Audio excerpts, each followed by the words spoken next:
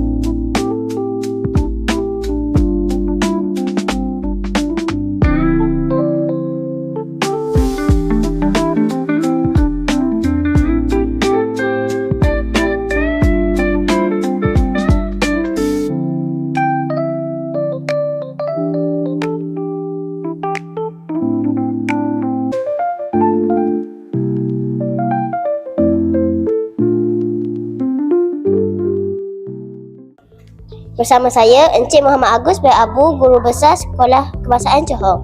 Assalamualaikum Cikgu. Waalaikumsalam. Apakah perasaan pihak sekolah apabila boleh sampai ke peringkat kebangsaan? Okey, pertamanya saya ucapkan tahniah kepada Cikgu Farah dan juga tim yang telah menaikkan nama sekolah untuk ke pertandingan peringkat kebangsaan. Pada pendapat saya, ini adalah satu pengalaman yang sangat baiklah kepada tim sekolah yang telah bekerjasama dengan semua bahagian, khususnya untuk peringkat 1 Malaysia. Jadi saya ucapkan tahniah lah, dan dia satu pencapaian terbaik bagi peringkat kebangsaan ini, merupakan satu nilai mata bagi SK Johor di peringkat yang terbaik. Saya ucapkan tahniah sekali lagi. Terima kasih. Terima kasih Cikgu. Sama.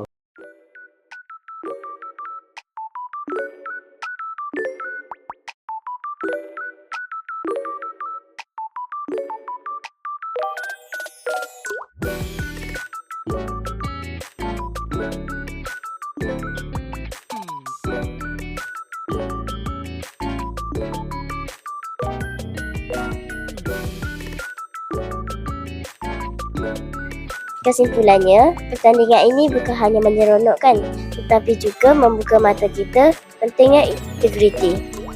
Saya Tia Alisha, wartawan cilik Warka Merpati.